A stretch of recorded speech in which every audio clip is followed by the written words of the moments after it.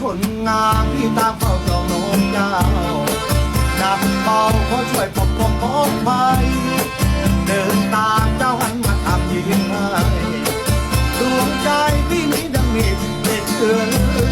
ตาคมเจ้าคมเหมือนดังคมมี